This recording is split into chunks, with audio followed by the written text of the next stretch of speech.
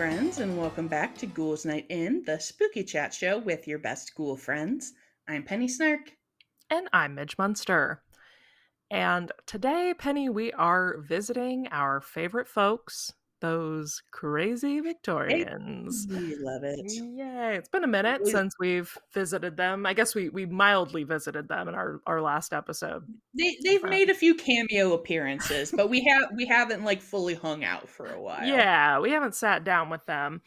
And so today we're gonna explore something that is actually something I've been curious about for a long Mhm. time. And so I decided it was something I didn't really know a lot about. So I decided to go on a bit of a deep dive. And I learned a lot. I hope you all will too. Mm. So our story for this episode begins in December of 1843 when a poem by Seba Smith is published in a Maine newspaper called The Rover. And the title of the poem is A Corpse Goes to a Ball. Okay. Intriguing, right? I am intrigued. And this poem was said to be based on an article of the same name printed in the New York Observer in 1840. And that article and the poem recounted the supposed death of a young woman who had frozen to death in an open carriage on her way to a New Year's Eve party. Oh, Womp womp. yeah. Uh, and the poem became, somewhat popular because it's 1843. And that's a wild thing to post in a December, like right post Christmas newspaper. Like Right. here's a little poem about a corpse. Um, and it became so popular that it eventually became an American folk ballad called Fair Charlotte. And of course, the ballad tells a similar story, but it goes a lot more into depth. It is about a young woman named Charlotte who, in her vanity, refuses to dress warmly for her sleigh ride. Mhm. And her mother is like, Charlotte, please, it's very, very cold outside. Please wrap this blanket around you.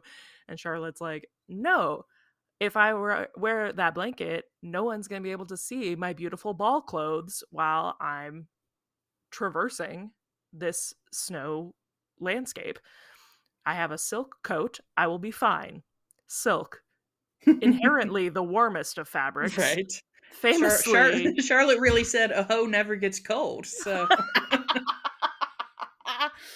And then her betrothed Charlie picks her up in his sleigh, and he also is like, "Hey, Charlotte, it's really freaking cold out here.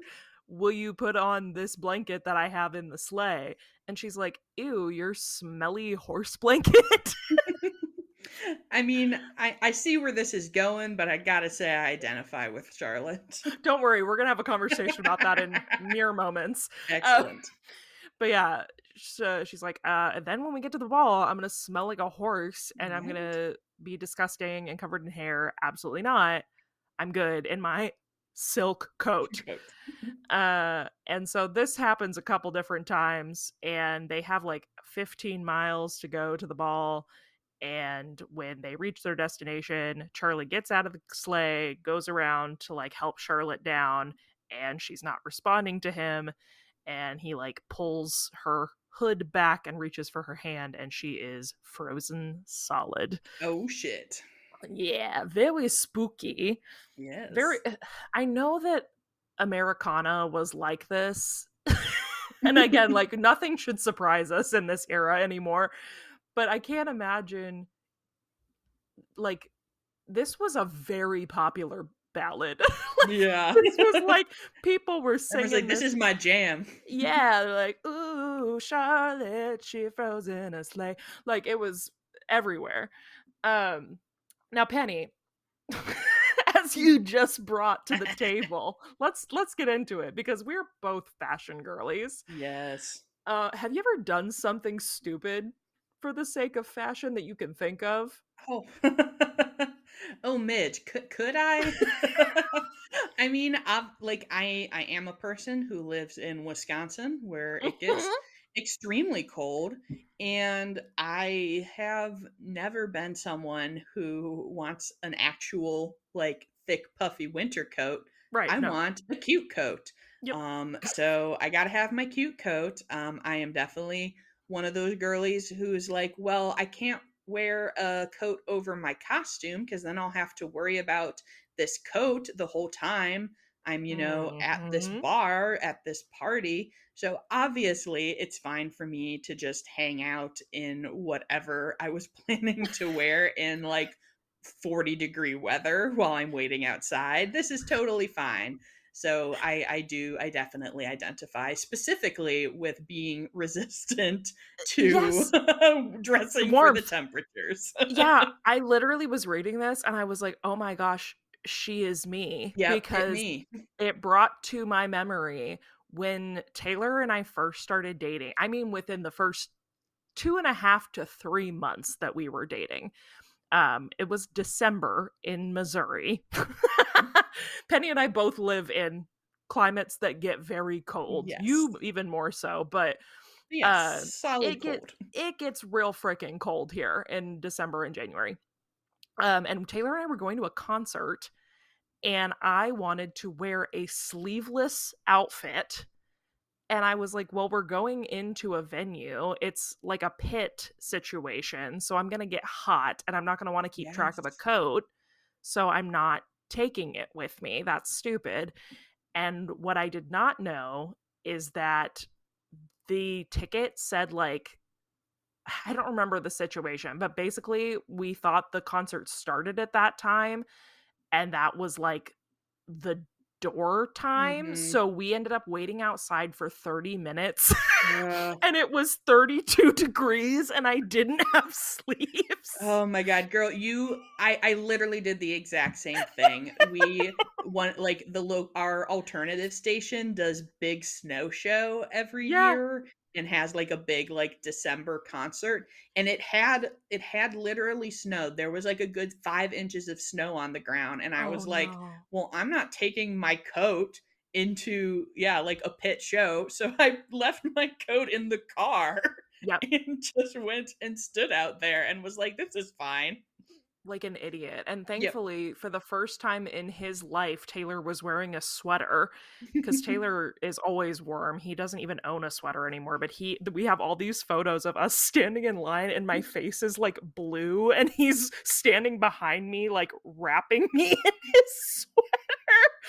So I almost became Charlotte that day. Yep. Uh, so because of not so smart people like Penny um the Ballad of Frozen Charlotte came to be pretty popular and really struck a chord for a lot of people and became this kind of, cautionary tale of the dangers of vanity. Mm. But Charlotte's story did not end there because, of course, it's the Victorian era. So we can't just sing a little song about it and be done with it. We have to do what? Traumatize the children with constant Always. reminders of death, right, Penny? Oh, yeah. So, around this same time, there was a particular type of doll that was beginning to emerge in the States.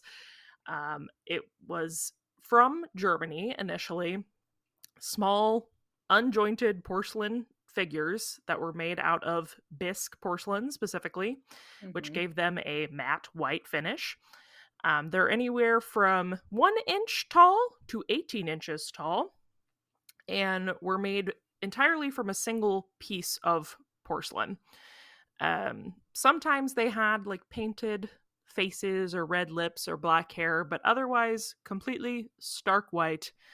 And they started as inexpensive bath toys that were made to be able to get wet with, Yeah. no dolls that didn't have any like clothes or hair Sure. to get nasty in the water, and they were able to float.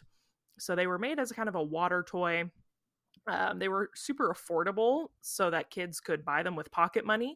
The really small versions of these are actually called penny dolls. Hey. Hey. But obviously not Yeah, named after Penny Snark. I know that's shocking to find out, but certainly because not. I wasn't even alive then, Midge. Don't tell the people I've been alive since the Victorian right. era. That would be ridiculous. That would be crazy. Both Mhm. of us are new to this earth. Mhm. Brand Uh, new. brand new. But those small dolls were often about a penny or so to Mhm. purchase, and because you could, get a few of them, they were used for like doll houses and things like that to give kids figures to play with. Yeah, sounds pretty sweet. They also were because started to be used as pieces for king's cakes, Oh, or yeah. in this case, queen's cakes, where they were sometimes called, since these figures were mostly female. If you're not familiar, king's cake is like a Mardi Gras tradition where a small, usually a baby doll that Yeah, like baby represents the Jesus. baby Jesus, yeah, is baked into a cake, and then whoever gets the slice of cake with the doll in it is said to have like a good fortune for the year or what have you. Um, this is another goth breadcrumb moment for me, where like my French club in high school was really into celebrating Mardi Gras, Mhm. and we always had a king's cake. And I tell you, for some reason, I always got the baby. Always. And I literally had a pocket full of those baby figurines in my Letterman jacket that I just carried around for all Incredible. 4 years of high school. Uh, Never got one of these cool little ladies, though. No. But overall, at this point, they're being used for fun purposes. We're Sure. putting them in cakes, we're playing with them in baths. But Just the a good dolls, old time. the good old time, cake and bath. But the dolls took on a macabre turn when the stiff, white, cold to the touch nature of the figurines drew a correlation to the famous ballad, Fair Charlotte, Mm. and these dolls began being referred to as Frozen Charlotte dolls. And there is some writing that references them being sold in small coffin boxes at that point, sometimes even with like a small blanket or shroud with them, which is really, Gosh. yeah, really depressing. Um, yeah, so as is typical with our Victorian friends, the haunting name Frozen Charlotte added an element of like excitement and intrigue to the dolls. And as we've talked about on the pod before, like this is a time where unfortunately child and infant mortality was very high. Mhm. And so the toys were kind of also serving as this cautionary tale to children about the price of vanity and the Sure. importance of listening to your parents when they say, hey, put on that blanket. uh, Fun side fact. I feel like do we need to make like a set of flashcards that are like Ghouls Night In party facts? We do. Just like little things you can pull out a party and be like, Yes. by the way, did you By the know? way. Uh, but this tale kind of became so persistent that later the frozen version of the ladyfinger based dessert Charlotte Russe, which I also didn't know Charlotte Russe was a dessert. Oh, That's no. that's a I shitty yeah, chain I'd store say it's a trashy from the clothes store. 2000s. But apparently it's a dessert Huh. I that assumed it is was a like, person. yeah, I don't know what I assumed it was, but I don't really understand how a lady finger like eclair dessert translates to cheap fast fashion. Yeah. um but the frozen version of this dessert became known as Frozen Charlotte. Frozen lady fingers. Mm, Get it? love it. Yay. It's giving our poor woman that became the drowning CPR dummy Yes, yes. unfortunate ironies. Now we have to get into a little bit of what am I trying to say? Like academia here. Ooh. Because there are experts that argue that the term Frozen Charlotte was not coined until much later. Ah. So while this narrative fits really well with our perception that Victorians were very like moralizing and obsessed with Mhm. death, a survey of American newspapers, magazines, and books found that the period fails to mention any doll by the name of Frozen Charlotte from the 19th to early 20th centuries. In fact, the current earliest mention of a doll called Frozen Charlotte, and writing where that's coupled with the legend of the Mhm. woman in the sleigh, appeared in American newspapers in the mid 1940s. Yeah.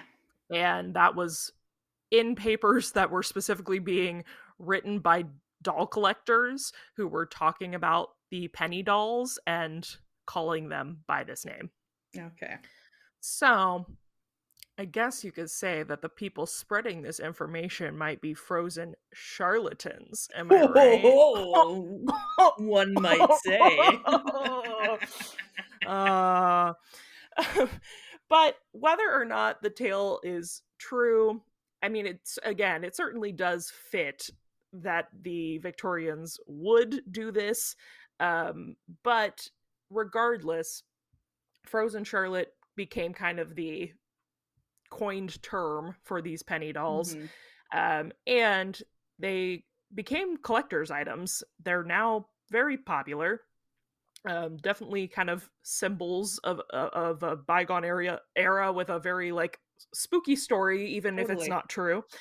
Um, Also, if you've seen one of these out and about, like a lot of them have lost limbs or heads Ugh. over time because they are made of porcelain. Um, Enhanced spooky quality. exactly, makes them extra spooky. Uh, there are a lot of like beliefs that these have kind of bad energy, Mhm. which is why you see a lot of these dolls in like oddity shops or people use them in Halloween displays. And so I was reading this article, um, and it was kind of a like an antique article, more talking about like how to, like if you find a frozen charlotte, like how do you know what era it's from or what Yeah, it's made of. It was more a collector's sure. narrative about like how to find a good deal on a frozen Frozen charlotte doll. Charlotte.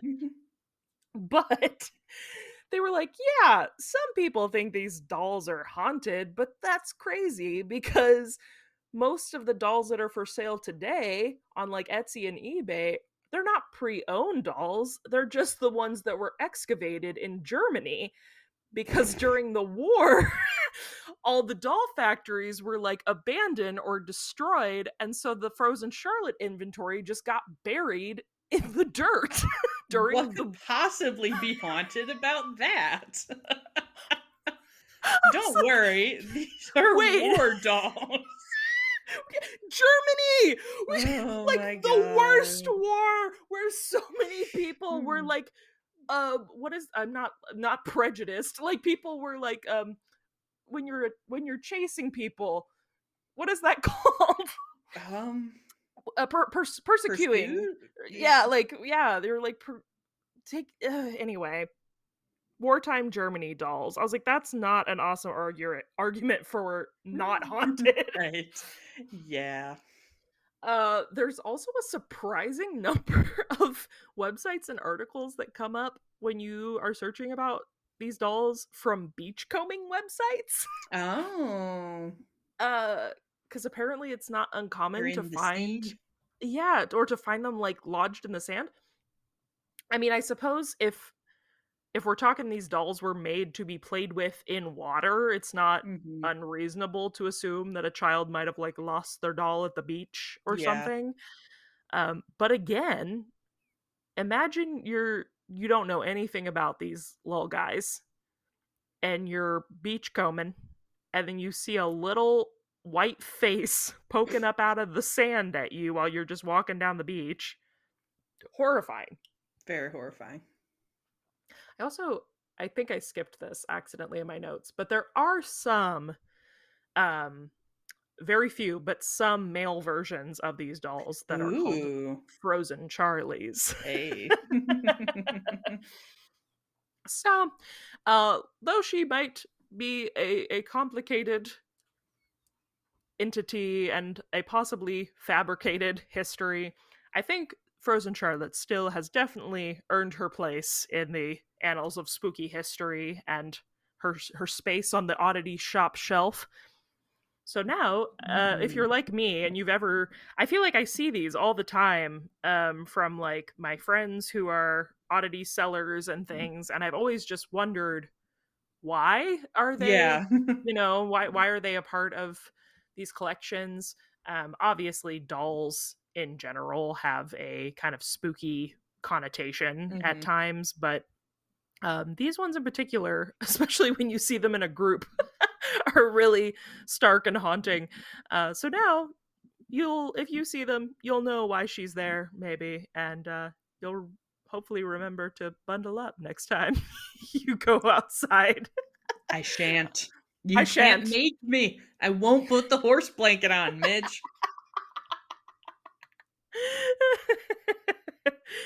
Yeah, it's I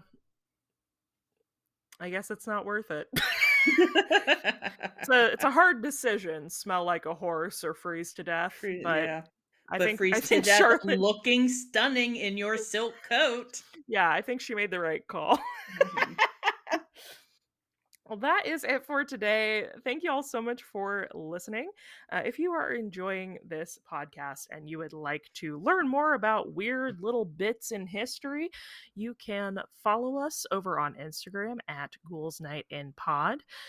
While you're there or while you're listening, you can leave us a review. If you cannot do that where you're listening to us currently, we do accept Instagram messages, DMs as reviews, or you can leave us a Spotify comment if that's where you're listening. And we may just share that right here on the air. I believe Penny has one of those things to share with us today. I sure do, Midge.